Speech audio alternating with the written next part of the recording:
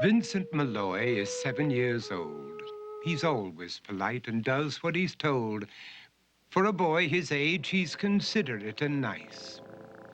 But he wants to be just like Vincent Price.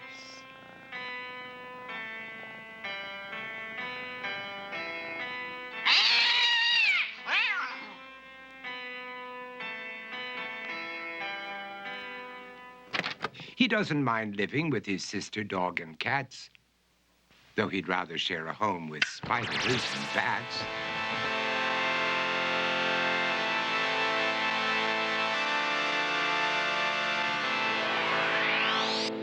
There he could reflect on the horrors he's invented and wander dark hallways alone and tormented.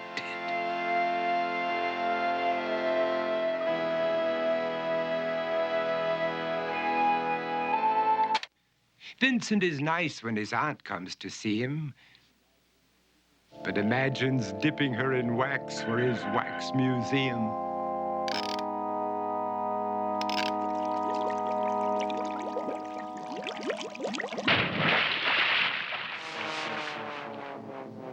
He likes to experiment on his dog, Abercrombie, in the hopes of creating a horrible zombie.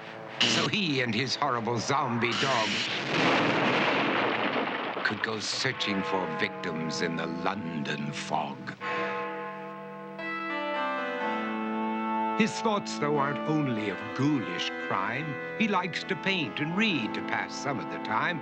While other kids read books like Go, Jane, Go, Vincent's favorite author is Edgar Allan Poe.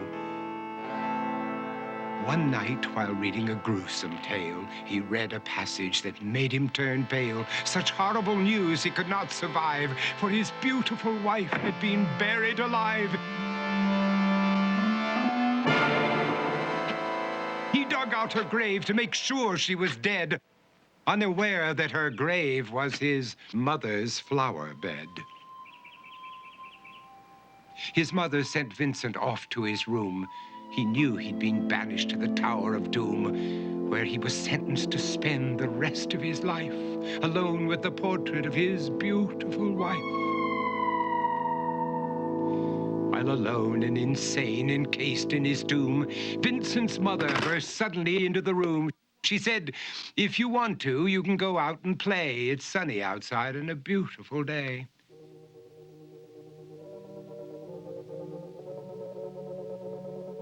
Vincent tried to talk, but he just couldn't speak. The years of isolation had made him quite weak.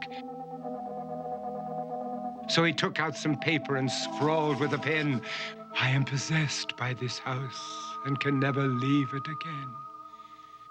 His mother said, "You're not possessed and you're not almost dead. These games that you play are all in your head. You're not Vincent Price, you're Vincent Malloy. You're not tormented or insane, you're just a young boy. You're 7 years old and you are my son. I want you to get outside and have some real fun." Her anger now spent, she walked out through the hall. And while Vincent backed slowly against the wall, the room started to sway, to shiver and creak. His horrid insanity had reached its peak. He saw Abercrombie, his zombie slave, and heard his wife call from beyond the grave. She spoke from her coffin and made ghoulish demands, while through cracking walls reached skeleton hands. Every horror in his life that had crept through his dreams swept his mad laughter to terrified screams. To escape the madness, he reached for the door, but fell limp and lifeless down on the floor. His voice was soft and very slow as he quoted The Raven from Edgar Allan Poe. "And my soul from out that shadow that lies floating on the floor shall be lifted nevermore."